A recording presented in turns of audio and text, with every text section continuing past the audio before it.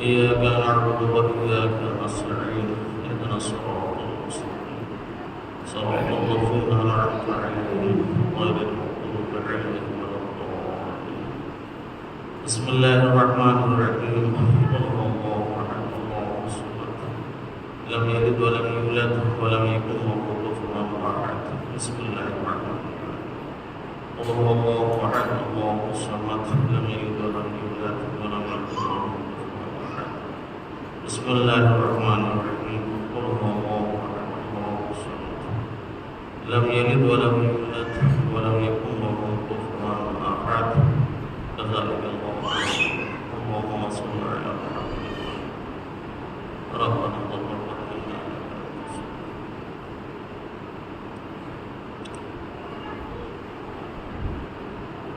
أعوذ بالله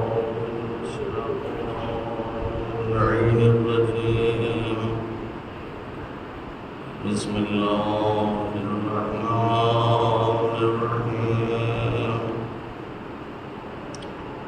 الحمد لله الذي هدانا لهذا وما كنا لنهتدي لولا أن هدانا الله لقد جاءت رسل ربنا بالحق والصلاة والسلام على رسول الثقلين جد الحسن والحسين بالقاسم محمد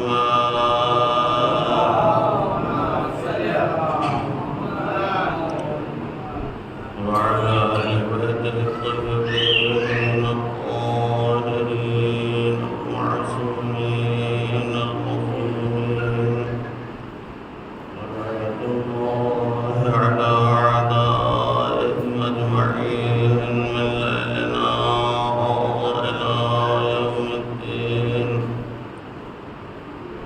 أما بعد فقد قال سبحانه تبارك وتعالى في كتابه المبين وهو أصدق الصادقين بسم الله الرحمن الرحيم سبحان الذي أسرى بعبده ليلا من المسجد الحرام إلى المسجد الأقصى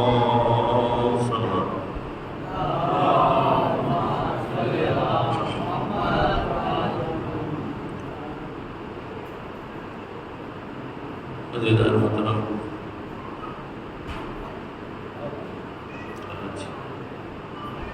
اس خمسے کی چوتھی مجلس ہے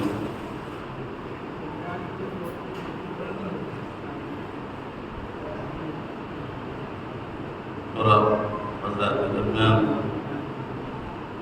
جو گفتگو ہو رہی ہے وزاداری معراج زندگی یقیناً یہ بہت ہی اہم موضوع ہے اور ہماری ایک بہت بڑی ضرورت ہے کہ اس ضرورت کو ہم سمجھیں اور اس ضرورت کو جہاں تک ہو سکے پوری کرنے کی کوشش کریں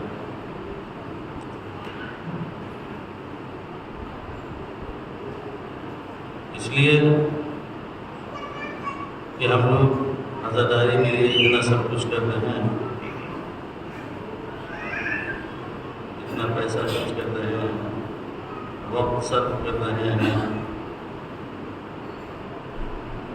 مصیبت اور پریشانیوں کا سامنا کر رہے ہیں یہ سب کرنے کے بعد جو مقصد ہے اور جو ہدف ہے اگر ہم وہاں تک نہ پہنچ سکے تو یقیناً جس مقصد کے لیے ہم لوگ یہاں آتے ہیں اس کا کوئی فائدہ نہیں ہوگا بس تھوڑی سی توجہ کی ضرورت ہے اور آدمی کو سوچنے اور سمجھنے کی ضرورت ہے۔ صرف اگر غور کر لے، فکر کر لے تو کون سا ایسا مسئلہ ہے جسے انسان نہیں حل کر سکتا؟ سب کر سکتا ہے، مگر صرف وہ ہمارے اوپر ہے۔ اگر ہم حل کرنا چاہیں ایک دن میں حل کر لیں، اور اگر نہ حل کرنا چاہیں پوری زندگی گزر جائے گی، مگر وہ مسئلہ نہیں حل ہو سکتا۔ اللہ نے ہمیں قدرت بھی دی ہے، اللہ نے ہمیں طاقت بھی دی ہے، اللہ نے ہمیں صلاحیت بھی دی ہے، سب کچھ اللہ نے ہمیں دیا۔ یہ عزاداری کے سلسلے سے جو میں گفتگو کر رہا تھا، مجلسیں آپ شروع سے سنتے چلے آ رہے ہیں اور آئندہ بھی انشاءاللہ سنیں گے، لیکن میں ایک جو بنیادی گفتگو کر رہا ہوں، اگرچہ بہت ہی سنجیدہ گفتگو ہے، لیکن اس کے اوپر اگر ہم نے سنجیدگی سے اس کو لے لیا تو بہت سے مسائل ہمارے حل ہو سکتے ہیں۔ کہ دیکھیں، یہ جو عزاداری کا مسئلہ ہے، یہ عزاداری کا مسئلہ ایک بہت بڑی ذمہ داری ہے، اور خداوند عالم نے اسلام کی اور دین کی باگڈور کبھی بھی کسی غیر ذمہ دار کے ہاتھ میں نہیں دی۔ جب بھی دین اور اسلام کی باگڈور کسی کے ہاتھ میں دی تو اسے ذمہ دار سمجھ کے دی، اور اگر وہ اس لائق نہیں تھا، خواہش کرنے والے نے خواہش کی بھی تو اللہ نے اس کی خواہش کو ٹھکرا دیا، لیکن اگر وہ اہل تھے تو پھر اللہ نے ان کی خواہش کو پورا بھی کیا اور بتا دیا کہ ہم یہ دین اور اسلام اگر کسی کے حوالے کریں گے تو اسی کے حوالے کریں گے جو ذمہ دار ہوگا۔ حضرت ابراہیم علیہ السلام کے جب اللہ نے امتحان لیا، وَإِذِ ابْتَلَىٰ إِبْرَاهِيمَ رَبُّهُ بِكَلِمَاتٍ فَأَتَمَّهُنَّ قَالَ إِنِّي جَاعِلُكَ لِلنَّاسِ إِمَامًا، اللہ نے کہا ہم تمہیں امام بنا رہے ہیں، امامت کے عہدے سے ہم تمہیں سرفراز کر رہے ہیں۔ جب بات امامت کی آئی تو ایک بہت عظیم اور ایک بڑا عہدہ تھا۔ جناب ابراہیم کہہ بیٹھے، وَقَالَ وَمِن ذُرِّيَّتِي، کیا یہ عہدہ، یہ منصب میری ذریت میں بھی؟ تو اللہ نے کہا لا ينال عہد الظالمین، یہ عہدہ اور یہ منصب کسی غیر ذمہ دار اور کسی ظالم کو نہیں دیا جا سکتا۔ یہ امامت ہو یا دین ہو یا اسلام ہو یا قرآن ہو، یہ اسی کو دیا جائے گا جو ذمہ دار ہو۔ یہ ایک عہدہ ہے، منصب ہے۔ عہدہ منصب اسی لیے ہوتا ہے کہ اگر کسی کو کوئی عہدہ دیا جائے تو اس عہد اور اس ذمہ داری کو نبھائے۔ برائے نام عہدہ لینے سے کوئی فائدہ نہیں۔ آج بہت سے لوگ ہیں جو برائے نام عہدہ لے لیتے ہیں، خواہش بہت ہوتی ہے کہ ہم کو یہ بنا دیا جائے، ہم کو وہ بنا دیا جائے، ہم کو یہ عہدہ دے دیا جائے، وہ عہدہ دے دیا جائے۔ اس کے لیے لڑائیاں بھی ہوتی ہیں، جھگڑے بھی ہوتے ہیں، اختلاف بھی ہوتا ہے اس عہدے اور منصب کے لیے، لیکن جب کام کرنے کی بات آتی ہے تو اس ذمہ داری کو صحیح طریقے سے نہیں نبھا پاتے جو اس عہدے کے لائق ہونا چاہیے۔ تو یہ بہت بڑا عہدہ اور منصب ہے۔ اللہ جو ہے کسی ایسے کو نہیں دینا چاہتا جو غیر ذمہ دار انسان ہو، اور غیر ذمہ دار انسان کو اللہ جو ہے کبھی برداشت بھی نہیں کرتا، اس لیے کہ انسان ہو اور غیر ذمہ دار ہو یہ نہیں ہو سکتا۔ انسان کا مطلب کہ ذمہ دار ہو، انسان کا مطلب یہ ہے کہ اس کے اندر یہ ساری صلاحیتیں ہوں، اپنی انسانیت کا ثبوت پیش کرے، تبھی وہ انسان ہے، ورنہ پھر وہ انسان نہیں۔ ذمہ دار انسان کو اللہ پسند کرتا ہے، غیر ذمہ دار انسان کو اللہ پسند نہیں کرتا۔ اور اگر غیر ذمہ دار انسان ہو اور اس کی وجہ سے نقصان ہو رہا ہو تو اللہ اسے نہیں چھوڑتا، اللہ اسے نہیں بخشتا، چاہے اس کے مقابلے میں جتنا نقصان ہو جائے، چاہے جتنا نقصان ہو جائے۔ حضرت عبد المطلب خانہ کعبہ کے متولی ہیں، کلید بردار ہیں۔ جب اسی خانہ کعبہ کو تباہ و برباد کرنے کے لیے ابرہہ کا لشکر آیا تھا اور اس خانہ کعبہ کو تباہ و برباد کرنا چاہ رہا تھا، تو اللہ نے اس خانہ کعبہ کو ابابیلوں کے ذریعے سے بچایا، ابابیلوں کے ذریعے سے بچایا کہ یہ خانہ کعبہ مسمار نہ ہونے پائے، یہ خانہ کعبہ تباہ و برباد نہ ہونے پائے۔ لیکن ایک وقت ایسا آیا کہ وہی خانہ کعبہ ہے اور اس میں عبداللہ ابن زبیر نے پناہ لی ہے، حجاج ابن یوسف جو ہے اس کے اوپر حملہ کر رہا ہے، لیکن خداوند عالم نے خانہ کعبہ کو حجاج ابن یوسف کے حملے سے نہیں بچایا۔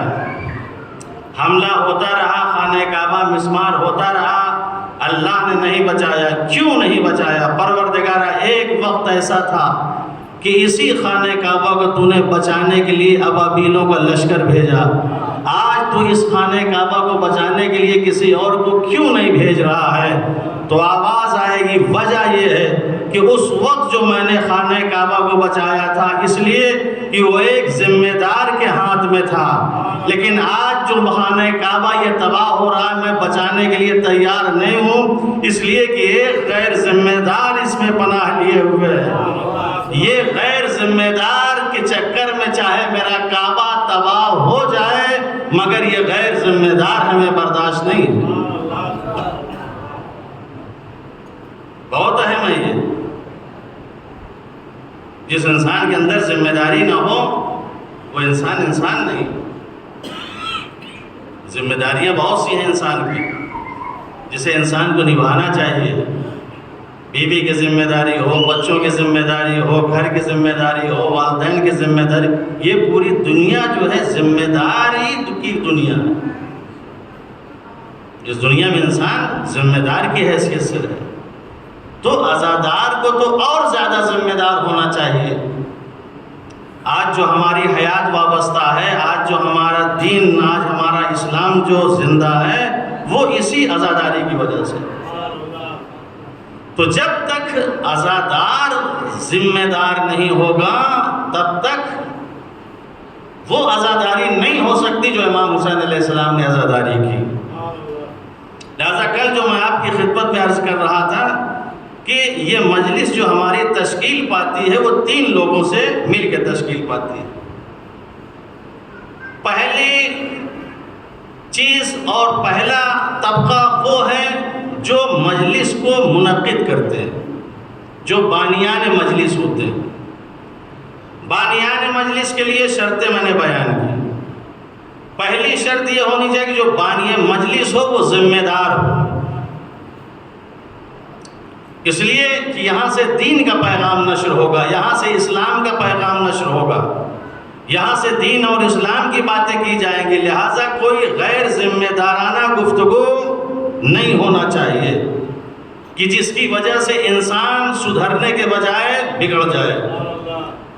اور اسی لوگ ایسے ہی لوگوں کے لیے ہے کہ جس کے لیے قرآن کہہ رہا ہے کہ اگر کسی نے ایک نفس کو زندہ کیا تو گویا پوری کائنات کو زندہ کر دیا، اور کسی ایک نفس کو مارا تو گویا پوری کائنات کو اس نے مار دیا۔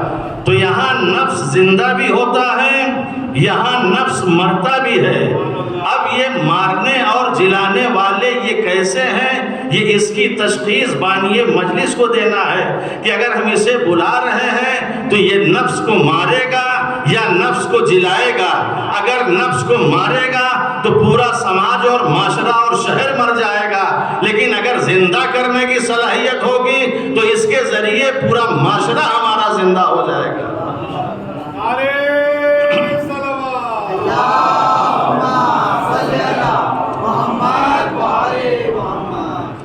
لہذا اس کے اندر ذمہ داری ہونا چاہیے، اور ذمہ داری کے ساتھ ساتھ اس کے اندر انتخاب کی صلاحیت ہونی چاہیے۔ کسے منتخب کر رہا ہے، کسے بلا رہا ہے، انتخاب یہ بہت اہم ہے۔ انسان کے اندر انتخاب ہونا چاہیے۔ تیسری چیز جو آپ کی خدمت میں عرض کی تھی کہ انسان کے اندر بصیرت ہونا چاہیے. بے بصیرت انسان یہ کام نہیں کر سکتا. اس کے اندر دور اندیشی ہونا چاہیے، اس کے اندر مستقبل اس کے سامنے ہونا چاہیے، فیوچر اس کے سامنے ہونا چاہیے. جب بصیرت اس کے اندر ہوگی تب جا کے وہ انسان ایک اچھا کام کر سکتا ہے. ایک چیز اور جو بہت ضروری ہے وہ ہے کہ حالات اور سماج اور معاشرے کے اوپر اس کی نظر ہونا چاہیے. کس وقت ہم لوگ کن حالات سے دوچار ہیں، کیسی زندگی گزار رہے ہیں، ہمیں کس چیز کی ضرورت ہے، ان تمام چیزوں کے اوپر ہماری نظر ہونی چاہیے. جب اتنی صلاحیتیں ہیں اور بہت سی، لیکن جب اتنی خاص کی صلاحیتیں انسان کے اندر ہوگی، اس کے بعد اگر کسی کو بلاتا ہے تو یقیناً وہ ہمارے لیے مفید ہوگا، ہمارے لیے ضرر کا سبب نہیں ہوگا، ہمارے لیے نقصان دہ نہیں ہوگا. تو سب سے بڑی ذمہ داری کس کی ہے؟ سب سے بڑی ذمہ داری بانی مجلس کی. اس بانی مجلس کے بعد دوسرا طبقہ جو ہے وہ ہے علماء، خطبہ، ذاکرین. ان کی منزل، ان کی ذمہ داری کیا ہے، وہ کیسے ہونا چاہیے؟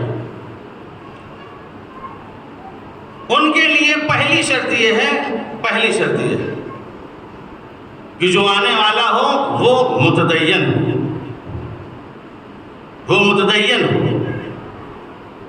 اس کے اندر واقعاً دین ہو، دین کی باتیں کر رہا ہے، اسلام کی باتیں کر رہا ہے، دین اور اسلام کی گفتگو کر رہا ہے، تو پہلے خود اس کے اندر وہ ساری چیزیں ایسی ہونی چاہیے کہ آدمی دیکھ کے کہے کہ ہاں واقعاً اس کے اندر دین موجود ہے، یہ لوگوں کو دین دے سکتا ہے، یہ لوگوں کو اسلام دے سکتا ہے، یہ لوگوں کو صحیح طریقے سے دین اور اسلام کو بتا سکتا ہے. یہ چیز ایک انسان کے اندر ہونی چاہیے. اس کے بعد جو ایک اہم چیز ہے انسان کے اندر جو آنے والا ہے، اس کے لیے یہ ہے، قرآن مجید سورہ بقرہ میں ارشاد ہوتا ہے قولوا للناس حسنا. یہ جو بولنے والے آ رہے ہیں، یہ جو کچھ گفتگو کرنے والے آ رہے ہیں، قولوا للناس حسنا، یہ لوگوں سے جو گفتگو کرے تو بہت اچھی اور بہت حسین اور بہت خوبصورت گفتگو کرے. ان کی گفتگو میں حسن ہونا چاہیے، ان کی گفتگو میں خوبصورتی ہونا چاہیے، ان کی خوبصورتی میں جمال ہونا چاہیے. خود خوبصورت بن کے آئیں یہ کمال نہیں ہے، خود اپنی حلیہ بنا کے آئیں یہ کمال نہیں ہے.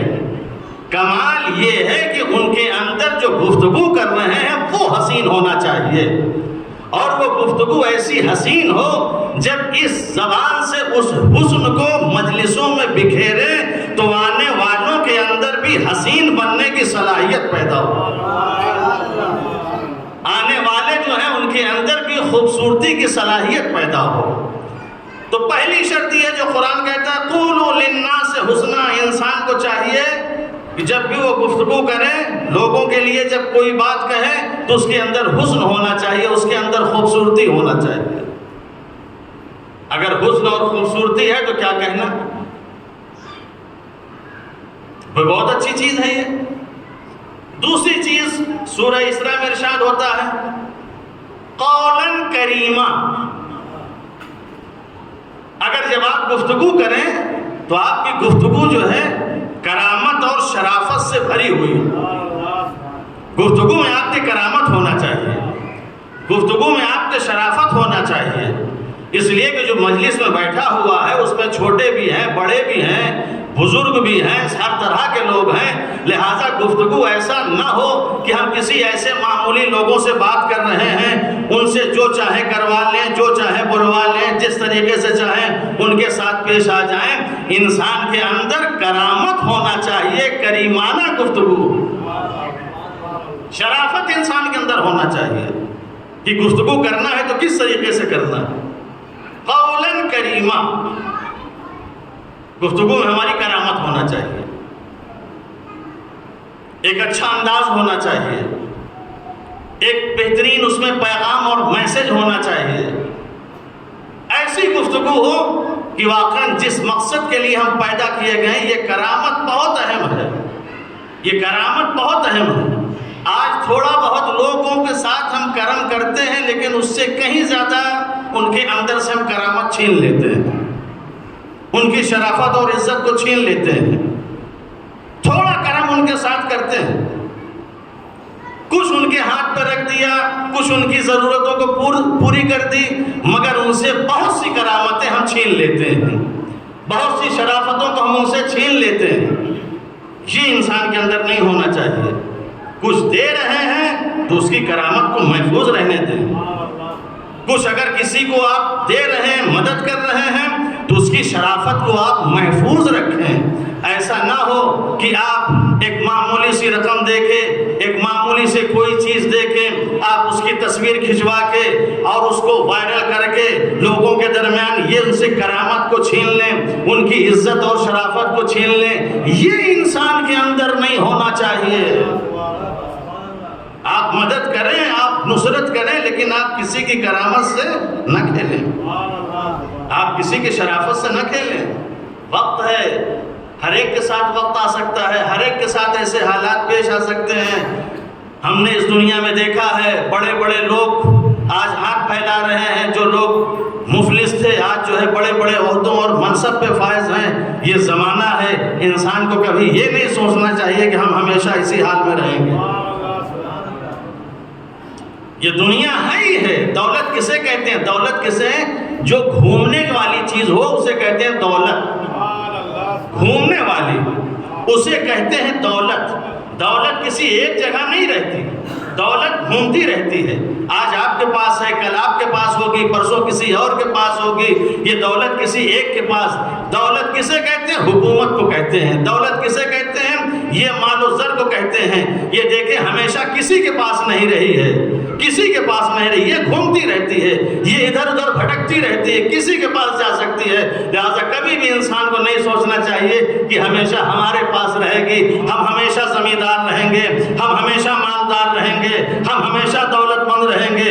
ہم نے نوابوں کو بھی دیکھا، ہم نے زمینداروں کو بھی دیکھا، ہم نے بہت سے لوگوں کو دیکھا، کل نواب تھے آج کچھ بھی نہیں ہے، کل زمیندار تھے آج ان کے پاس 1 انچ زمین نہیں ہے، کل ان کے پاس بہت دولت تھی آج کھانے کے لیے ایک وقت کا کھانا نہیں ہے۔ تو عزیزو کبھی بھی انسان کو یہ نہیں سوچنا چاہیے کہ ہم ہمیشہ اسی لیول پر رہیں۔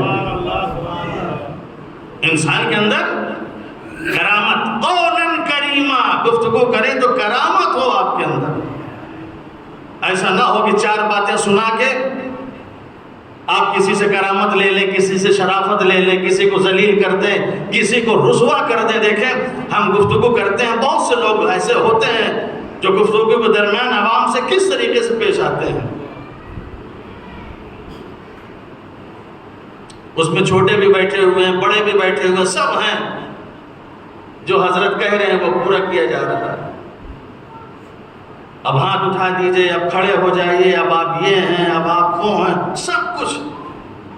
یہ کیسی جگہ ہے؟ یہ ایسی بابرکت جگہ ہے جہاں یہ نہ سوچنا چاہیے کہ صرف ہم ہی ہیں، بلکہ یہاں کوئی اور آتا ہے۔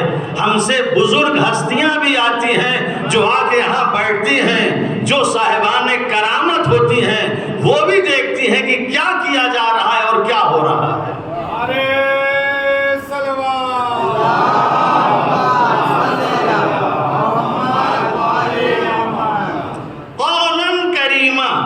بہت کرامت ہونا چاہیے واقعی۔ تیسری چیز سورہ طٰہٰ میں ارشاد ہوتا ہے حضرت موسیٰ اور ہارون کے لیے، قولاً لینا۔ اے موسیٰ، ہارون، اذهبا الی فرعون انہ طغیٰ، جا رہے ہو جاؤ۔ قولاً لینا، تمہاری جو گفتگو ہو، تمہارا جو انداز ہو بہت نرم ہونا چاہیے، لہجے میں تمہارے بڑی نزاکت ہونا چاہیے۔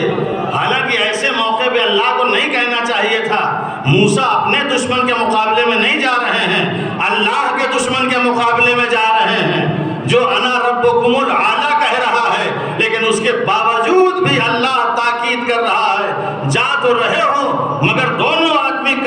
کے سن لو، دشمن ضرور بڑا ہے لیکن اس کے سامنے گفتگو بہت نرم طریقے سے کرنا، بہت ملائمیت کے ساتھ کرنا، بہت طور طریقے سے کرنا، بدتمیزی کے ساتھ نہ پیش آنا، ورنہ تم اپنی انسانیت اور شرافت کو کھو دو گے۔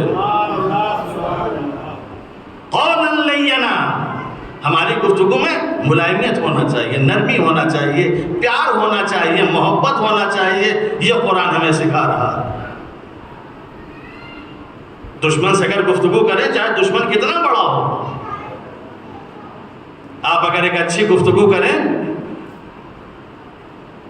یہی نا، تم اگر نرم و نازک اور لین طریقے سے گفتگو کرو گے، لعلہ یتذکر او یخشی، شاید تمہاری اس گفتگو سے اس کے اندر نصیحت قبول کرنے کی صلاحیت پیدا ہو جائے۔ اس نرم و نازک گفتگو کی وجہ سے یہ تمہارے پیغام کو سننے اور سمجھنے کے لیے تیار ہو جائے، لہٰذا نرم و نازک لہجے میں گفتگو کرنا، او یخشی، شاید اس کے اندر یہ تمہاری ایک وحشت اور دہشت اور خوف پیدا ہو کہ جس کی وجہ سے وہ تمہارا ہو جائے۔ لین نرم نازک لہجے میں گفتگو کرو، زور بیانی سے کام نہ لینا، تند لہجے سے کام نہ لینا، بہت ہی سکون اور بہت ہی اطمینان سے گفتگو کرنا، تبھی تمہاری بات سمجھے گا بھی، تبھی تمہاری باتوں کے اوپر عمل بھی کرے گا۔ آج اتنی مجلسیں ہو جاتی ہیں، بہت سی چیزیں ہم کو سمجھ میں بھی نہیں آتی، وہ روانی ہوتی ہے، وہ لنترانی ہوتی ہے کہ آدمی جو ہے کہاں سے کہاں نکل جاتا ہے، اسے غور فکر کرنے اور سوچنے اور سمجھنے کا وقت بھی نہیں ملتا۔ یہ خطابت زور بیانی کا نام نہیں ہے، مفہوم و معانی کا نام ہے۔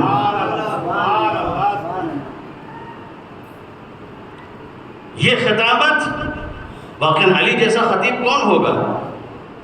نہج البلاغہ کے خطبے پورے موجود ہیں، کس طریقے سے اس نے خطبے دیے ہیں، کس طریقے سے اس نے پیغام دیے ہیں لوگوں کو، اس کی خطابت کا کیا انداز تھا، بڑے پیار سے، بڑی محبت سے کیسے کیسے خطبے لوگوں کے درمیان دیتے تھے۔ تو خطابت مفہوم و معنی کا نام ہے، خطابت لوگوں میں اختلاف پیدا کرنے کا نام نہیں ہے، اتحاد پیدا کرنے کا نام ہے۔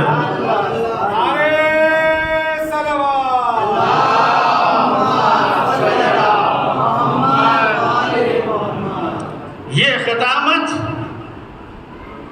لوگوں کے دلوں کو توڑنے کا نام نہیں ہے، سماج اور معاشرے کو جوڑنے کا نام ہے۔ اور یہ خطابت رضائے عزادار کا نام نہیں ہے، رضائے پروردگار کا نام ہے۔ ہمیں عزاداروں کو خوش نہیں کرنا ہے، ہمیں پروردگار کو خوش کرنا ہے۔ اور یہ خطابات جسم اور ہاتھ اور پیر مارنے کی ضرورت نہیں ہے، نفس امارہ کو مارنے کی ضرورت ہے۔ جس دن نفس امارہ کو مار دیا،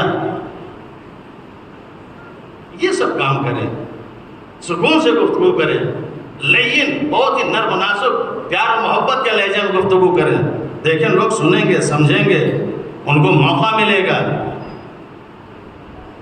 نفس امارہ کو مارے، اگر یہ نفس امارہ کو مار دیا، آپ اپنی زندگی میں کامیاب ہو گئے۔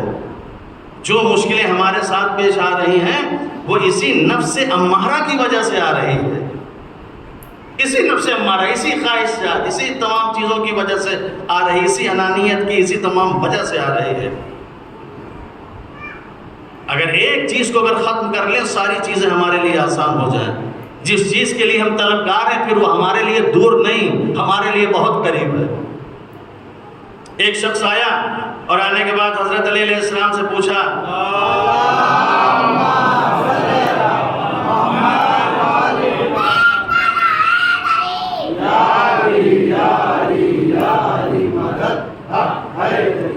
مولا یہ بتائیے،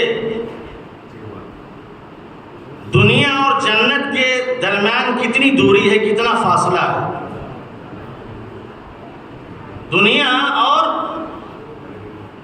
جنت کے درمیان کتنا فاصلہ ہے، کتنی دوری ہے؟ مولا نے کہا صرف 2 قدم۔ مولا نے کہا صرف 2 قدم۔ کہا مولا دنیا اور کہاں جنت، کہاں دنیا، صرف 2 قدم؟ کہا ہاں 2 قدم۔ کہا وہ کیسے؟ کہا وہ ایسے کہ پہلا قدم اپنے نفس اور انانیت پہ رکھو، دوسرا قدم جنت میں رکھ دو۔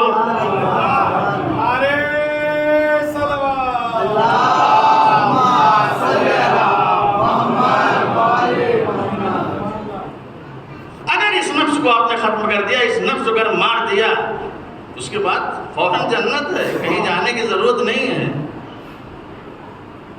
بہت آسان ہے، لیکن یہ فاصلہ طے کرنا، ہزاروں کلومیٹر کا فاصلہ طے کرنا آسان ہے، یہ فاصلہ طے کرنا بہت مشکل ہے۔ آج یہی تو ہم طے نہیں کر پا رہے ہیں، سارے فاصلے ہم طے کر لے رہے ہیں۔ ایران چلے جا رہے ہیں، عراق چلے جا رہے ہیں، امریکہ چلے جا رہے ہیں، لندن چلے جا رہے ہیں، ہزاروں کلومیٹر کا فاصلہ طے کر لے رہے ہیں، مگر ایک فاصلہ جو 1 قدم کا ہے ہم نہیں طے کر پا رہے۔ 1 قدم کا فاصلہ ہم نہیں طے کر پا رہے۔ طے کرنا بہت آسان ہے، یہ طے کرنا اگر انسان طے کر لے بہت آسان ہے، طے کرنے کی صرف بات ہے، بہت آسان ہے۔ اور ہمارے لیے تو ایسے ہی بھی آسان ہے، اتنی جو ہم مجلسیں کرتے ہیں، پوری زندگی ہماری مجلسوں میں گزر جا رہی ہے، حسین کی ایک مجلس اگر صحیح طریقے سے ہم کر لیں، ہم ان سارے فاصلوں کو ایک مجلس میں ختم کر سکتے ہیں۔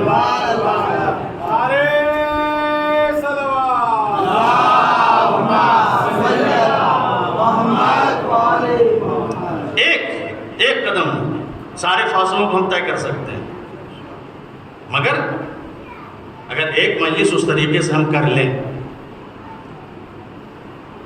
ہم مجلسیں کرتے ہیں لیکن جس طریقے سے کرنا چاہیے اس طریقے سے نہیں کرتے۔ اگر ویسے کر لیں تو ہو سکتا ہے۔ ایک مثنوی میں ہے، وہ چاہے مولانا روم یا شیخ سعدی کی ہے، چونکہ عرب میں اور ایران میں کوئی چیز جب اس کو جیسے اپنے یہاں ہندوستان میں کوئی فصل کاٹتے تھے تو پہلے تو وہ بیل اس کے اوپر گھماتے تھے، کولو جب گنا وغیرہ پیرا جاتا تھا تو اس میں بیل کو باندھ دیا اور پورا جو ہے وہ گھوم رہا ہے، ناچ رہا ہے، اور اسی سے تیل نکلتا تھا اور اسی سے جو ہے وہ رس نکلتا تھا، اسی سے گیہوں اور اسی سے جاری اور باجرے، یہ ساری چیزیں جو ہیں گھومنے سے۔ تو عرب میں اور ایران میں وہاں گدھوں کا استعمال، تو انہوں نے گدھے کی مثال دی ہے، وہ دن بھر جو ہے گھومتا رہتا ہے، کولو میں جو ہے وہ چلتا رہتا ہے، تیل نکلتا رہتا ہے، سب کچھ ہوتا ہے، مگر جب شام کو اس کو کھولا جاتا ہے تو گھوم کے وہیں رہتا ہے جہاں سے اس نے حرکت کرنا شروع کی تھی۔ وہ یہ سمجھتا ہے کہ دن بھر میں چلا، بہت دور تک میں نے سفر طے کر لیا، دن بھر میں نے سفر کیا اور میں بہت دور پہنچ گیا، بڑی منزلیں ہم نے طے کر لی، بڑے سفر ہم نے طے کر لیے، لیکن معلوم ہوا جو شام کو اس کو وہاں سے کھولا گیا تو جہاں اس نے حرکت شروع کی تھی وہیں اس کی حرکت ختم ہو گئی۔ ذرہ برابر نہ کسی طریقے کے کمال، نہ ترقی، نہ کچھ، بس جہاں تھا وہیں۔ عزیزو، ہمارے بھی گھومنے میں کمی نہیں ہے، ہمارے بھی مجلسوں میں کرنے میں کمی نہیں ہے، ہم ہر جگہ جاتے ہیں، ہم ہر جگہ مجلسیں کرتے ہیں، لیکن ہمیں وہ مجلس کرنا چاہیے جو ایک انسان کی حیثیت سے مجلس ہوتی ہے، وہ کریں۔ اگر وہ کر لیں تو 1 سال کی مجلس ہماری زندگی کی کامیابی کے لیے کافی ہے۔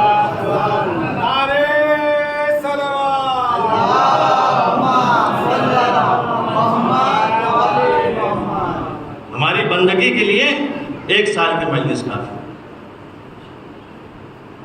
اگر اس طریقے کی ہم مجلسیں کریں تو قولاً لینا، جب بھی گفتگو کریں نرم نازک لہجے میں گفتگو کریں، دشمن سے جب بھی گفتگو کریں پیار محبت سے گفتگو کریں، سارے مسئلے حل ہو جائیں گے۔ آپ اگر زور بیانی سے کام لیں گے سامنے والا، اور اگر زور بیانی سے کام لے گا، لڑائی بڑھے گی، جھگڑے بڑھیں گے، معاملات بگڑیں گے، مشکلات کھڑی ہوں گی، جو مسئلہ حل ہونے والا ہے وہ کبھی نہیں حل ہو سکتا۔ لہذا پیار محبت سے گفتگو کریں، اور اس لیے بھی پیار محبت سے گفتگو کریں کہ آج آپ کی لڑائی ہے، آج آپ کا اختلاف ہے، آج آپ کا جھگڑا ہے، کل اگر آپ پھر ایک دوسرے سے ملیں تو ملنے میں آپ کو شرمندگی نہ محسوس ہو، کم سے کم منہ تو دکھا سکیں۔ ایسا نہ ہو کہ پھر آپ ملاقات کریں تو جھجک رہے ہیں، پریشان ہو رہے ہیں، ہم نے تو ان کو گالیاں دی تھی، ہم نے تو پتہ نہیں کیا کیا کہا تھا، ان سے ملیں تو کیسے ملیں، ان سے ملاقات کریں تو کیسے کریں، وہ شرمندگی انسان کو نہیں ہونا چاہیے۔ قولا لینا، یہ ہم سب کا فریضہ ہے، جب بھی کسی سے گفتگو کریں پیار محبت سے کریں، پیار محبت سے کریں۔ اور وہاں گئے دونوں یہ، اور جا کے فرعون سے گفتگو کی۔ وہ بنی اسرائیل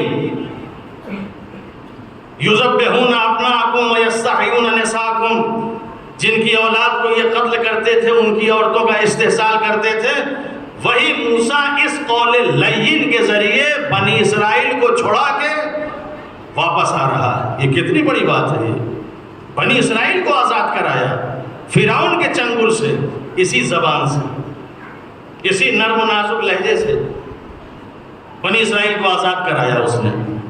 تو یہ بہت اہم ہے کہ جب بھی ہمارے درمیان گفتگو ہو تو بہت ہی اچھی گفتگو ہونا چاہیے، بہت ہی نرم گفتگو ہونی چاہیے، اور بہت پیار و محبت سے ہونی چاہیے۔ چوتھی چیز جو گفتگو کرنے کے لیے ارشاد ہوتا ہے سورہ احزاب میں، قولوا قولا سدیدا، قولا سدیدا، جب بھی بولیں، جب بھی کوئی بات کہیں اس میں وزن ہونا چاہیے، گفتگو مدلل ہونا چاہیے، گفتگو جو ہے بہت ہی محکم ہونا چاہیے، گفتگو بہت اچھی ہونا چاہیے کہ آدمی اس کو آسانی سے سمجھ لے، آدمی اس کو آسانی سے اپنے اندر اتار لے۔ معلوماتی گفتگو ہونی چاہیے، علمی گفتگو ہونی چاہیے۔ قولوا قولا سدیدا، گفتگو بہت ہی محکم، بہت ہی مدلل اور بہت ہی اچھی ہونی چاہیے کہ سامنے والا آپ کی گفتگو سے متاثر ہو۔ یہ سب بولنے کے طریقے ہیں یہ جو قرآن کہہ رہا ہے۔ قولوا قولا سدیدا، آپ کی گفتگو کیسی ہونی چاہیے؟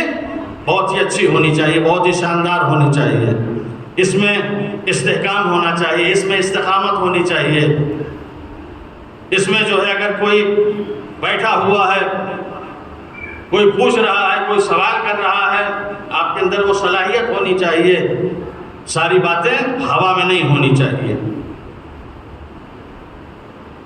معلومات کے تحت ہونا چاہیے۔ تو یہ ایک اہم شرط ہے، قولا سدیدا، جب بھی گفتگو کریں بہت ہی محکم اور بہت وزندار کریں، اور بہت ہی قاعدے کی کریں کہ سامنے والے کو وہ بات سمجھ میں آئے۔ تو یہ دوسرے طبقے کی ذمہ داری ہے۔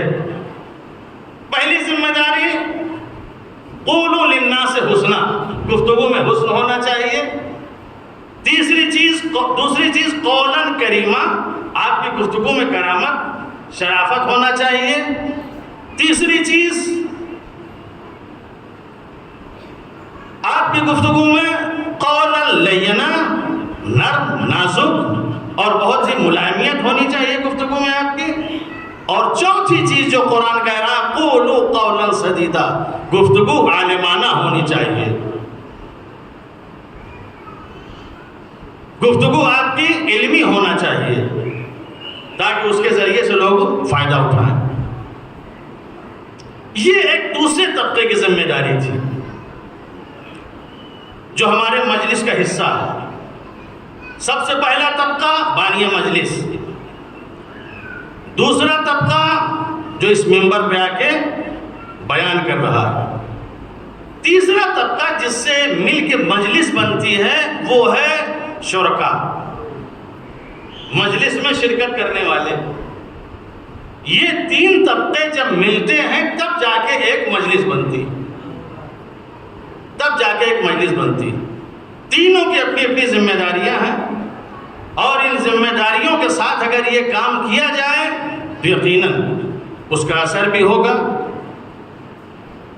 اور اس کا نتیجہ اور رزلٹ بھی آئے گا، ورنہ اگر اس اعتبار سے نہیں کریں گے تو اس رزلٹ کے لیے پھر ہمیں بہت انتظار کرنا پڑے گا۔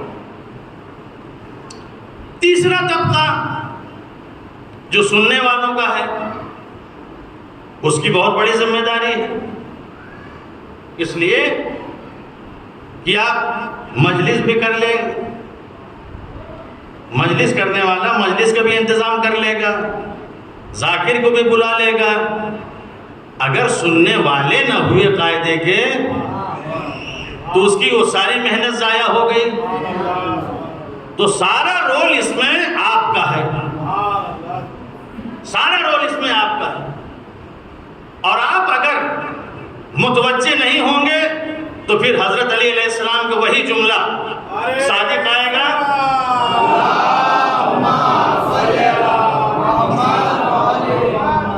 اس لیے کہ حضرت علی علیہ السلام جیسا انسان اور خطیب، اس کی بھی باتیں لوگوں کے اوپر اثر نہیں کرتی۔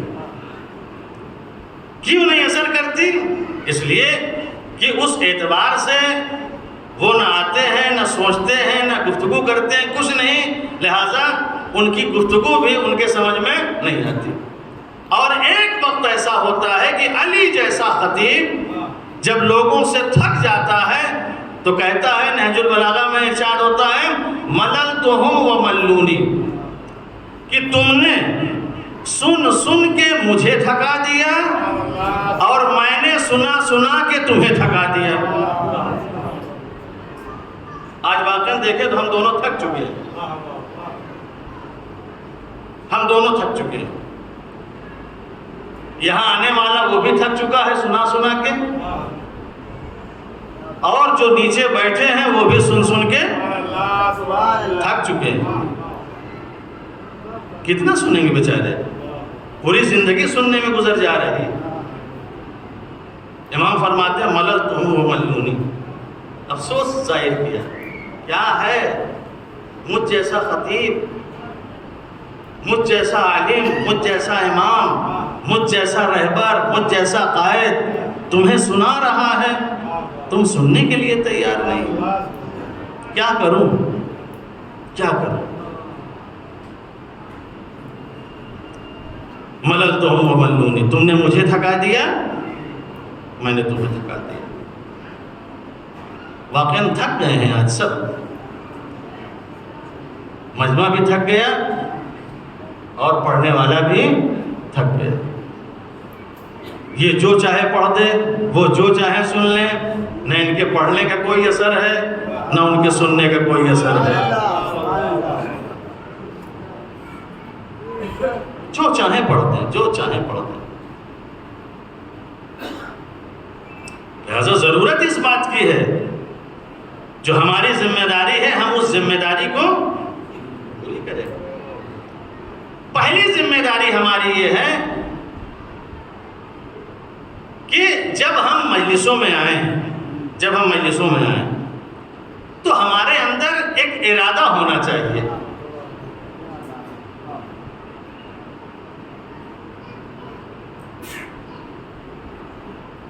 آپ حضرات اور تھوڑا اگر اندر آ جائیں قریب، ایک سلوات پڑھیں محمد والے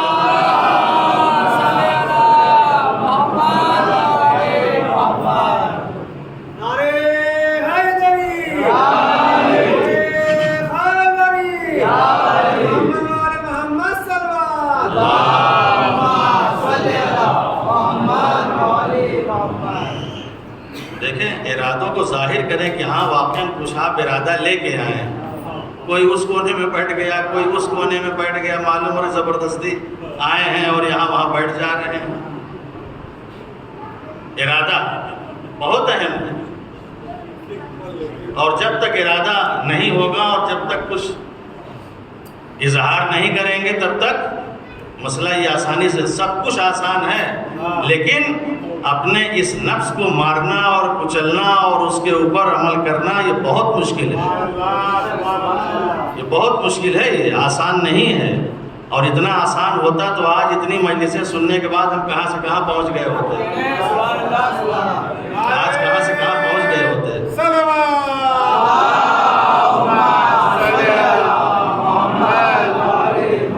اس کا مطلب یہ ہے کہ کام آسان نہیں ہے، بہت سخت ہے۔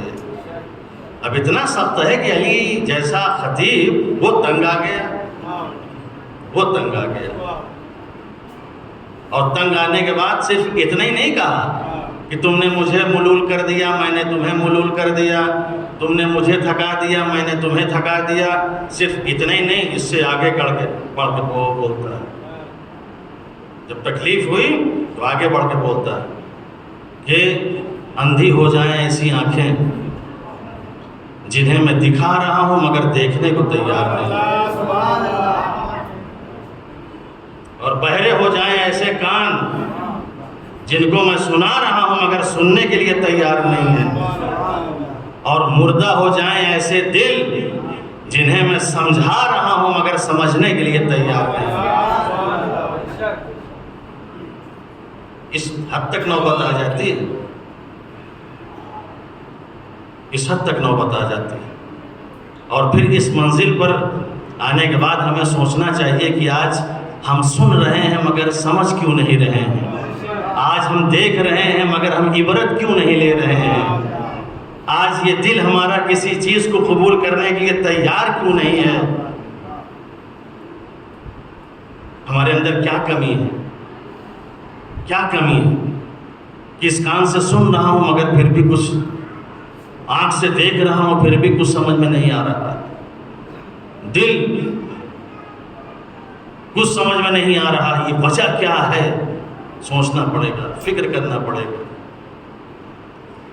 تو ایک وقت وہ آیا کہ علی جیسا خطیب کیا کہہ رہا ہے، اندھی ہو جائیں ایسی آنکھیں، میں دکھا رہا ہوں مگر تم دیکھنے کے لیے تیار نہیں، سنا رہا ہوں سننے کے لیے تیار نہیں، سمجھا رہا ہوں سمجھنے کے لیے تیار نہیں۔ واقعی ہم سے زیادہ کسی قوم کو دکھایا جاتا ہوگا، ہم سے زیادہ کسی قوم کو سنایا جاتا ہوگا، ہم سے زیادہ کسی قوم کو سمجھایا جاتا ہوگا، سب سے زیادہ ہم کو سمجھایا جاتا ہے، سب سے زیادہ ہم کو دکھایا جاتا ہے، سب سے زیادہ ہم کو سنایا جاتا ہے۔ اتنا دکھانے سنانے سمجھانے کے بعد یہ حالت ہے، اگر اتنا نہ دکھایا سنایا سمجھایا گیا ہوتا تو کیا حالت ہوتی، کیا کیا نہیں سنایا جاتا، کیا کیا نہیں دکھایا جاتا۔ ان محرموں میں دیکھیں کیا کیا نہیں دکھایا جاتا، ایک ایک کی شبیہ، ایک ایک کی تابوت، ایک ایک کی ساری چیزیں بنا بنا کے دکھائی جا رہی ہیں کہ پہنچو وہاں تک، اس تابوت کے ذریعے علی اکبر تک پہنچو، اس جھولے کے ذریعے علی اصغر تک پہنچو، اس علم کے ذریعے عباس تک پہنچو وہاں تک،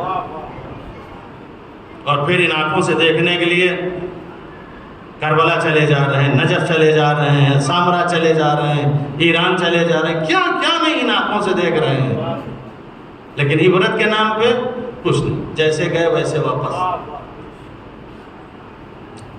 یا میں نے شاید کبھی کہا تھا، اور جاتے بھی ہیں وہاں سے واپس آتے ہیں، جب تبرکات لاتے ہیں تو چنا لے کے چلے آ رہے ہیں، کشمش لے کے چلے آ رہے ہیں، پلاسٹک کی تسبیح لے کے چلے آ رہے ہیں، کفن لے کے چلے آ رہے ہیں۔ کیا وہ تبرکات؟ اتنی دور گئے تھے تبرکات یہ چنا اور کشمش لینے کے لیے، یہ تو ہندوستان میں بھی مل جاتا۔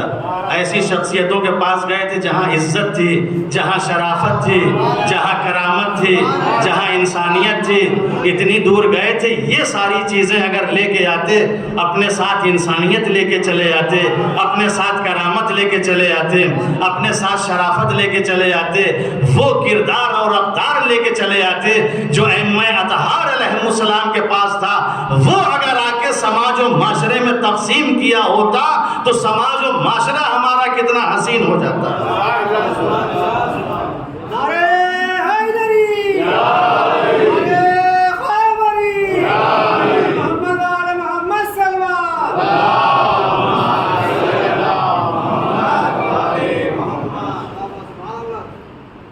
جائیے لے کے آئیے کچھ، وہاں جا رہے ہیں، مرکز پہ جا رہے ہیں، پھر اپنی تعریف بھی کرتے ہیں، میں 10 چکر چلا گیا، میں 15 چکر چلا گیا، میں ہر سال جاتا ہوں۔ جاتے ہیں تو کرتے کیا ہیں؟ کیا کرتے ہیں جا کے؟ اگر صحیح طریقے سے ایک مرتبہ چلے جائیں تو 10 چکر جانے کی نوبت ہی نہ آئے۔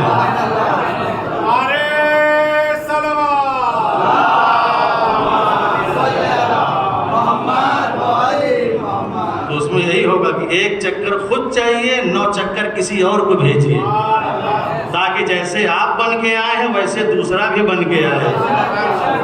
شاید ثواب اس سے زیادہ ملے گا جتنے چکر آپ لگا رہے ہیں، اس میں زیادہ ثواب ہوگا۔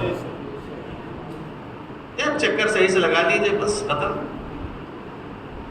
تو اتنی دور جاتے ہیں، لاکھوں روپے خرچ کر کے آتے ہیں، تو تسبیح پلاسٹک کی، یہ تسبیح وسبیح تو یہ جو پلاسٹک پہ ہے یہ بھولنے والوں کے لیے ہے، کہ بھول رہے ہو، گنتی سمجھ میں نہیں آ رہی تو لوگ کچھ گنو کم سے کم، ورنہ بہترین تسبیح کا طریقہ یہ ہے کہ ہاتھ پہ پڑھیے، ہاتھ پہ پڑھیے۔ تسبیح کا طریقہ یہ ہے کہ ہاتھ پہ پڑھیے، چونکہ جب ہاتھ پہ پڑھیں گے تو ہاتھ آپ کا یہ مقدس ہوگا۔ جس انگلیوں کے پوروں پہ اللہ اکبر کہہ دیا، الحمدللہ کہہ دیا، سبحان اللہ کہہ دیا، پھر یہ ہاتھ خیانت نہیں کریں گے، یہ ہاتھ چوری نہیں کریں گے، یہ ہاتھ ظلم نہیں کریں گے، یہ ہاتھ کسی کے خلاف نہیں اٹھیں گے۔ جب ہاتھ مقدس ہوگا تو ان ہاتھوں سے مقدس کام ہوگا، غیر مقدس کام نہیں ہوگا۔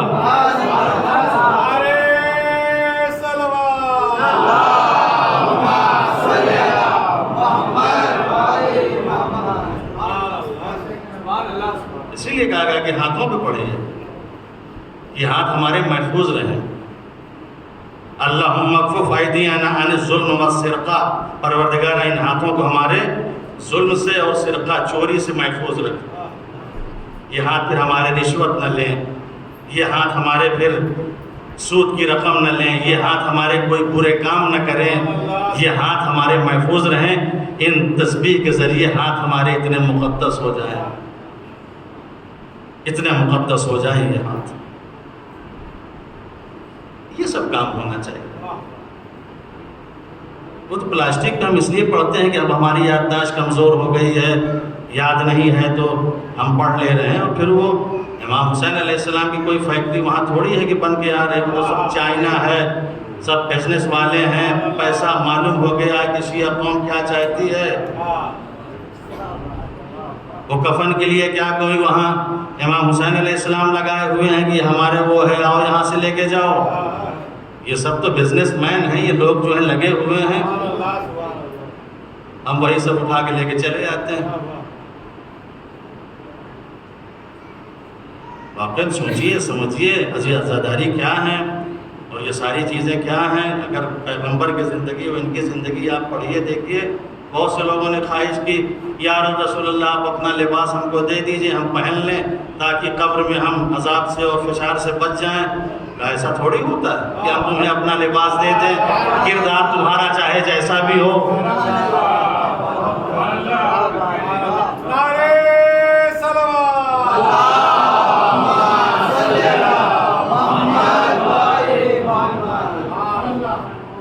ایسا تھوڑی ہے، کردار چاہے جیسا بھی ہو، ہم لباس اپنا دے دیں، بس سبھی ایسا کرنے لگے، کچھ نہ کریں، کربلا سے چلے جائیں، کفن لے آئیں، کہہ دو کہ ہم کو اسی میں دفن کر دو، ہمارا بیڑا پار ہے۔ یہ تو بہت آسان ہو جائے گا، یہ تو بہت آسان ہو جائے گا۔ تو ہمیں سوچنا ہے اور ہمیں فکر کرنا ہے، ہمیں غور کرنا ہے کہ واقعی کس طریقے سے ہمیں کیا کرنا چاہیے۔ تو باقاعدہ یہ جو ہماری ذمہ داریاں ہیں، سارا کھیل اور سارا رول جو ہے یہ آپ لوگوں کا ہے۔ چاہے جتنا اچھا یہاں پڑھنے والا پڑھ کے چلا جائے، جب تک آپ لوگ اہمیت نہیں دیں گے، اس کے اوپر غور و فکر نہیں کریں گے، یہ ساری باتیں یوٹیوب پہ تو چلی جائیں گی مگر آپ کے دل و دماغ میں نہیں جائیں گی۔ صلوات پڑھ دیں محمد والے محمد۔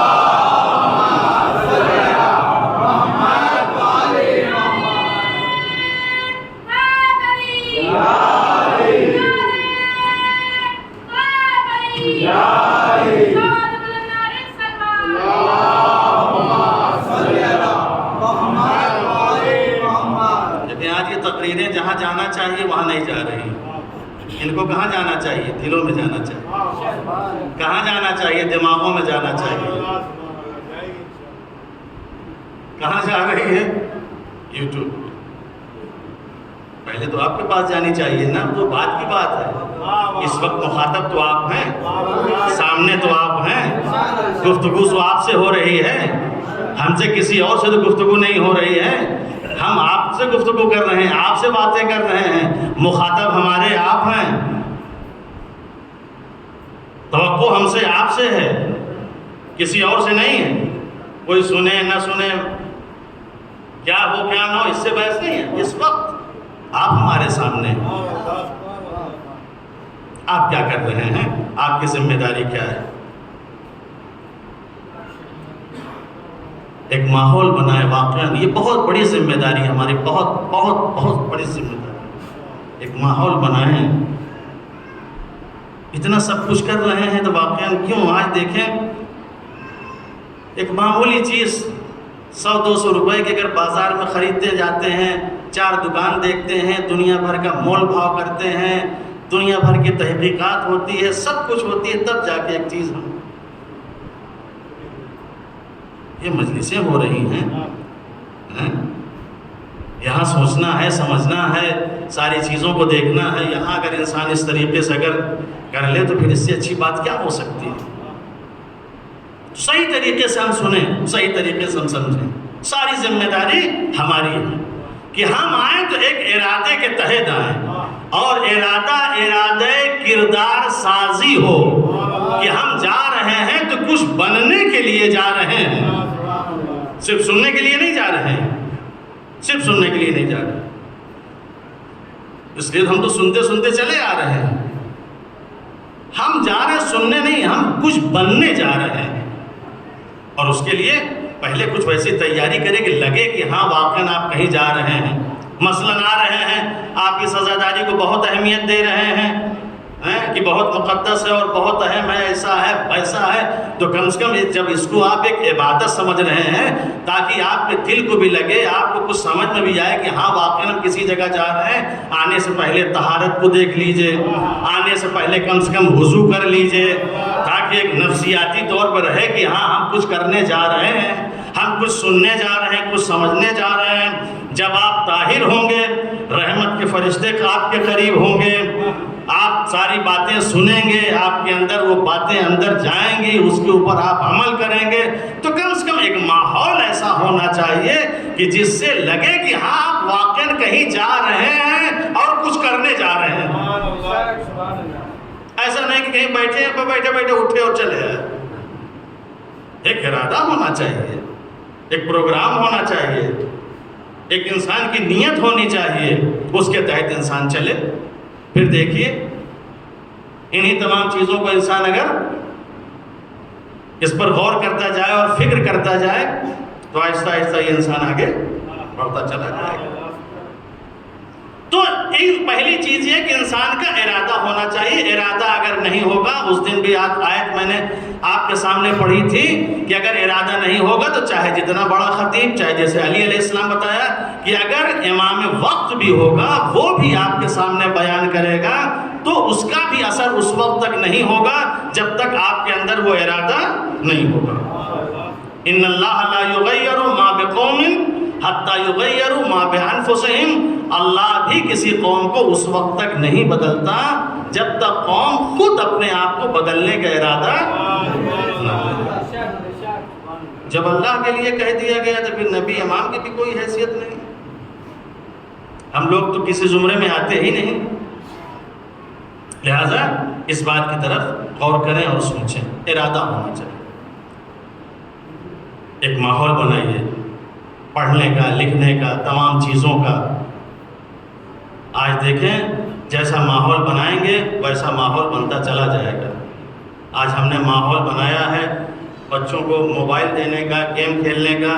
دیکھیں 12 بجے رات تک، 1 بجے رات تک بچے جو ہے موبائل لیے بیٹھے ہوئے ہیں، ویڈیو گیم کھیل رہے ہیں، وقت اسی میں پورا گزار رہے ہیں، سب کچھ کر رہے ہیں. جیسا ہم ماحول بنائیں گے ویسا بنے گا. اور یہ ذمہ داری ماں باپ کی ہے. یہ ذمہ داری ماں باپ کی ہے۔ آج یہ ہماری زندگی میں بہت بڑا چیلنج ہے، موبائل ہمارے لیے بہت بڑا چیلنج بنا ہوا ہے۔ جہاں اور بہت سی انسان بندگی کر رہا ہے، آج ایک بندگی اور غلامی موبائل کی ہے۔ آدمی موبائل کا غلام، گیم کا غلام، اس میں ایسا پھنسا ہوا ہے کہ اس سے باہر نکلنے کے لیے تیار نہیں۔ چھوٹے چھوٹے بچے، نہ ماں روک رہی ہے نہ باپ روک رہا ہے، لیے ہوئے ہیں، کھیل رہے ہیں، وقت گزار رہے ہیں۔ جن کے ہاتھوں میں کتاب ہونی چاہیے، جن کے ہاتھوں میں پین ہونا چاہیے، جن کے ہاتھوں میں قلم ہونا چاہیے، جن کے ہاتھوں میں نوٹ بک ہونا چاہیے، ان کے ہاتھوں میں آج گیم کے لیے موبائل۔ بچے کہاں جائیں گے؟ ہم نے ان کے ہاتھوں میں کتاب نہیں دی۔ اگر کتاب دی ہوتی تو آج وہ پڑھتے۔ کتاب کا ہم نے ماحول بنایا بھی نہیں۔ نفسیاتی بات ہے کہ بچے ماں باپ کو دیکھ کے سب کچھ سیکھتے ہیں، کہ اگر آپ یہ چاہتے ہیں کہ ایک بچہ کتاب کھول کے گھر میں پڑھے تو کم سے کم بچے کے سامنے آپ بھی کوئی کتاب کھول کے بیٹھ کے پڑھیے، تب بچہ سمجھے گا کہ ہاں واقعاً باپ ہمارا پڑھ رہا ہے، ماں ہماری پڑھ رہی ہے، تو ہمیں بھی کتاب کھول کے پڑھنا چاہیے۔ جیسے آپ نماز پڑھ رہے ہیں تو آپ کی نماز پڑھتے ہوئے دیکھ کے بچہ بھی اٹھنے بیٹھنے کی، بچوں کے اندر تو یہی ہے احساس اور حس کہ جیسا دیکھتے ہیں ویسا کرتے ہیں۔ ماہر نفسیات نے کہا کہ اگر بچوں کے ہاتھ میں کتاب دینا چاہتے ہیں تو جس وقت بچے بیٹھے آپ بھی ایک ایسا ماحول بنائیں کہ گھر میں گھنٹہ 2 گھنٹہ آپ کے ہاتھ میں بھی کوئی نہ کوئی بک ہونی چاہیے، کوئی کتاب ہونی چاہیے، تاکہ بچے سمجھیں کہ پڑھائی کیا ہے اور سب کو پڑھنا ہوتا ہے، ایسا نہیں کہ صرف بچے ہی پڑھتے ہیں۔ آج ہمارے پاس پڑھائی اور تعلیم نہیں ہے۔ کتنی اچھی اچھی کتابیں، کتنی اچھی اچھی میگزین ہیں، لیکن لوگ جو ہے پڑھنے کے لیے تیار نہیں، کہتے ہیں ہمارے پاس ٹائم نہیں ہے، وقت نہیں ہے۔ باقی دوسری چیزوں کے لیے دیکھیے، ان کے پاس خوب ٹائم نکل آتا ہے، خوب وقت نکل آتا ہے، لیکن ہمارے پاس ٹائم نہیں۔ اس سے پہلے بھی اسی شہر بھوپال میں بہت سے مریم میگزین جو ہماری ایک لکھنؤ سے شائع ہوتی ہے ہندی میں، بہت سے یہاں ممبر تھے، لیکن آہستہ آہستہ لوگوں کا یہی کہنا کہ لوگ پڑھ نہیں رہے، ایک ایک کر کے سب چھوڑتے گئے، جبکہ ہماری ایک بہت بڑی ضرورت ہے۔ اور وہ میگزین اسی لیے شائع بھی کی گئی کہ مریم، اس کا نام بھی اسی لیے رکھا گیا کہ ایک گھر کی عورت اگر کوئی مریم اور ایک مقدس عورت بن جائے تو پورا گھر مقدس ہو سکتا ہے۔ اسی کے ہاتھ میں بچے ہیں، اسی کے ہاتھ میں گھر ہے، اسی کے ہاتھ میں سب کچھ ہے، اسی کے ہاتھ میں ساری چیزیں ہیں، اگر صحیح طریقے سے پڑھ لیں۔ اور بہت ہی پیاری میگزین ہے، بہت اہم میگزین ہے۔ ہم اس میگزین کو لائے بھی ہیں، اور سالانہ جو ہے اس کی فیس 360 روپے، صرف 1 روپے پڑھ گئے۔ ہمارے پیسے نہ جانے کتنے ادھر ادھر ضائع ہو جاتے ہیں، کہ ایک دن میں ہم 100 200 روپے خرچ کر دیتے ہیں۔ کاش کہ وہ کتاب، وہ میگزین اگر ہم پڑھیں، یقیناً آپ پڑھیں گے تو آپ پوچھیں گے واقعاً ہے کیا ہے۔ اور یہ میگزین آپ کی، یہ مریم ہے، یہ ہندی میں شائع ہوتی ہے، بہت اچھی اور بہت ہی بہترین مطالب، سال میں 12 ایشوز، ہر مہینے جو ہے ایک میگزین لوگوں کے پاس جاتی ہے۔ پڑھیے، اپنے آپ کو اس لیول پہ لائیے، اور یہ چیز اگر ہمارے درمیان پڑھنے، پڑھانے اور سننے سمجھنے کا اگر پیدا ہو گیا تو یقیناً ہمارا سماج، ہمارا معاشرہ بہترین اور خوبصورت معاشرہ ہو سکتا ہے۔ اس لیے کہ علم ہی سب کچھ ہے۔ اگر علم انسان کے پاس آ گیا تو سمجھیے انسان کے پاس سب کچھ آ گیا۔ اگر علم انسان کے پاس نہیں آیا تو گویا کچھ بھی نہیں آیا، کچھ بھی نہیں آیا۔ حضرت سلیمان نے اللہ سے دعا کی، پروردگارا مجھے حکومت دے دے، مجھے حکومت دے دے۔ اللہ نے جبریل سے کہا، جبریل تم یہ 3 چیزیں لے کے جاؤ، حکومت، دولت، علم۔ جبریل 3 چیزیں لے کے آئے، حکومت لے کے آئے، دولت لے کے آئے، علم لے کے آئے۔ کہا سلیمان یہ تمہاری خدمت میں ہے، اللہ نے 3 چیزیں بھیجی ہیں، ان میں سے جو تم لینا چاہتے ہو لے لو۔ حضرت سلیمان نے علم کو اٹھا لیا، کہا مجھے علم چاہیے۔ جبریل نے کہا کیوں؟ آپ نے تو حکومت مانگی تھی، آپ یہ علم کیوں لے رہے ہیں؟ آپ نے تو حکومت مانگی تھی۔ تو سلیمان کہتے ہیں کہ میں علم اس لیے لے رہا ہوں کہ اگر علم ہم نے لے لیا تو جہاں علم ہوگا وہیں حکومت بھی ہوگی، وہیں دولت بھی ہوگی، لہذا کسی ایک ایسی چیز کو چنیں جہاں ساری چیزیں آ جائیں۔ لہذا ہم نے علم کا انتخاب کیا، علم کو لے لیا۔ اب بچی دو چیزیں، حکومت اور دولت۔ جبریل نے کہا تم لوگ جاؤ، تمہارا کام ہو گیا، انہوں نے علم لے لیا، تم لوگوں کو چھوڑ دیا، تم لوگ جاؤ۔ کہا کہاں جائیں؟ کہا کہاں جائیں؟ کہا انہوں نے نہیں لیا تم کو، علم لے لیا، تمہارا کام نہیں، تم جاؤ۔ کہا میں کہیں نہیں جاؤں گی۔ کہا کیوں؟ کہا اس لیے کہ جب اللہ نے ہم کو پیدا کیا تھا تو پیدا کرنے کے بعد ہم سے یہی کہا تھا کہ تم لوگ سن لو، جہاں علم ہوگا وہیں حکومت ہوگی، وہیں دولت ہوگی، لہٰذا ہم علم کو چھوڑ کے کہیں نہیں جائیں گے، ہم جہاں علم ہوگا وہیں ہم بھی ہوں گے۔ سلیمان کو علم بھی ملا، انہی کو حکمت بھی ملی، انہی کو دولت بھی ملی، انہی کو حکومت بھی ملی۔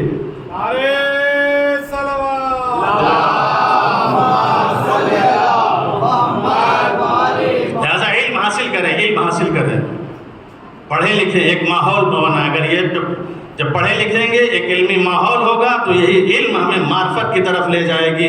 جب معرفت کی طرف لے جائے گی تو ہر عبادت ہماری بہترین عبادت ہوگی، چاہے نماز ہو، چاہے روزہ ہو، چاہے عزاداری ہو۔ جب معرفت کے ساتھ یہ ساری چیزیں ہوں گی تو ان کا اپنا اثر بھی ہوگا، ان کا اپنا ایک مقام بھی ہوگا، ان کا اپنا ایک مرتبہ بھی ہوگا۔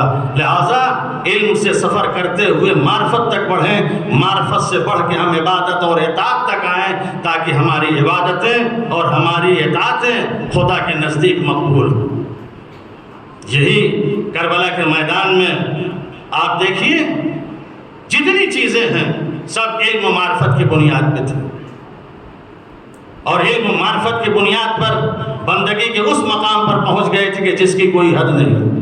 یہی علم اور یہی معرفت ہے جو انسان کو بندگی تک لے جاتی ہے، اور جب انسان خدا کا بندہ بن جاتا ہے تو پھر اطاعت کے میدان میں وہ پیچھے نہیں ہٹتا۔ اگر جان مانگی جائے گی تو جان بھی دے گا، اولاد اگر مانگی جائے گی تو اولاد بھی دے گا، اب مال اگر مانگا جائے گا تو مال بھی دے گا، ہر چیز کو وہ دینے کے لیے تیار ہو جائے گا۔ اس لیے یہ اب اطاعت کی منزل میں آ گیا ہے۔ جب انسان خدا کا بندہ بن جاتا ہے تو اتنا مطیع و فرما بردار ہو جاتا ہے کہ دنیا کی ہر نعمت کو لٹانے کے لیے تیار ہو جاتا ہے۔ یہ کربلا والوں نے کیوں لٹایا؟ یہ کربلا والوں نے اتنی جوانی کو کربلا کے میدان میں کیوں پامال ہونے دی؟ صرف اسی لیے یہ خدا کے نیک اور اچھے بندے تھے۔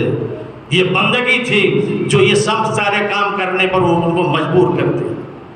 یہ اطاعت کی منزل میں تھے کہ جس کی وجہ سے ان لوگوں نے ایسے سارے کام کیے۔ اطاعت کی منزل میں عزیزوں کیا نہیں کیا امام حسین علیہ السلام نے؟ بھوکے بھی رہے، پیاسے بھی رہے، سب کچھ امام نے قبول کیا، سب کچھ امام نے برداشت کیا، اور ان کے ساتھ بچوں نے بھی برداشت کیا۔ اطاعت کی منزل دیکھیں کربلا میں کیسے کیسے بچے تھے، معرفت، علم، یقین جس کی کوئی انتہا نہیں۔ چاہے عورتیں ہوں چاہے مرد ہوں، سب کربلا کے میدان میں علم و معرفت کے میدان میں سب سے اعلیٰ اور عرفہ تھے، سب سے بہتر تھے۔ اور کربلا سے لے کے شام تک جو بھی کام کیا، کوئی کسی نے بھی شریعت کے خلاف کوئی کام نہیں کیا، چاہے بچہ ہو چاہے جوان ہو، چاہے بچہ ہو چاہے جوان ہو۔ کتنی مصیبتیں برداشت کرنا پڑی واقعاً اسی دین اور اسی اسلام کے لیے، جہاں سب کی مصیبتیں بیان کی جاتی ہیں واقعاً کربلا میں۔ وہاں کربلا سے لے کے شام تک جو مصیبت سب سے زیادہ اگر کسی نے برداشت کی تو جناب سکینہ سلام اللہ علیہ نے برداشت کی، بہت مصیبتیں برداشت کی، اور اس لیے بھی ان کو زیادہ ستایا گیا، زیادہ پریشان کیا گیا، چونکہ ابن زیاد ہو یا یزید ہو، اس کو پتہ تھا کہ حسین اس بچی کو زیادہ چاہتے تھے، اس بچی سے زیادہ محبت کرتے تھے، لہٰذا اس بچی کو زیادہ تکلیف دو تاکہ حسین کی روح تڑپے۔ تاکہ حسین کی روح توڑے۔ لہٰذا جناب سکینہ کو بہت ستایا گیا، بہت پریشان کیا گیا۔ جہاں سب کو رسم میں باندھا گیا وہاں جناب سکینہ کو بھی باندھا گیا۔ لیکن آپ اندازہ کریں کہاں جناب زینب، کہاں ام کلثوم، کہاں یہ 4 سال کی بچی، جب سب کو ایک ساتھ باندھ دیا جائے تو یہ کس طریقے سے راستہ یہ طے کر رہے ہوں گے، کس طریقے سے یہ منزل کو طے کر رہے ہوں گے۔ واقعاً یہ وہی جانتے ہیں جو اس منزل سے گزر رہے تھے، جو اس مصیبت سے گزر رہے تھے۔ عزیزو، جناب سکینہ کو بہت تکلیف ہوئی، بہت پریشانی ہوئی۔ یہ بچی کیا ایسی تھی کہ اسے ایسے اونٹ پہ بٹھایا جائے جو بے کجاوا ہو اور تنہا بٹھایا جائے؟ بڑے لوگ جلدی سے اونٹ پر نہیں بیٹھ سکتے، اونٹ کی چال ایسی ہوتی ہے کہ بڑے لوگ نہیں سمجھ سکتے جائے کہ ایک بچی کو اونٹ پہ بٹھایا جائے۔ یہی وجہ ہے کہ جب جناب سکینہ کو ناکے پہ بٹھایا گیا تو بار بار جناب سکینہ ناکے سے گر جایا کرتی تھی، بچی اونٹ پر نہیں بیٹھ سکتی تھی۔ تو ظالموں نے کہا کہ سکینہ بار بار اونٹ سے گر جا رہی ہے، ان کو جو ہے جکڑ کے رسی سے باندھ دیا جائے اونٹ کے پشت پہ تاکہ یہ گرنے نہ پائیں۔ ایک رسی منگائی گئی، سکینہ کو سینے کے بل اونٹ پہ لٹایا گیا، رسی سے جکڑ کے باندھا گیا۔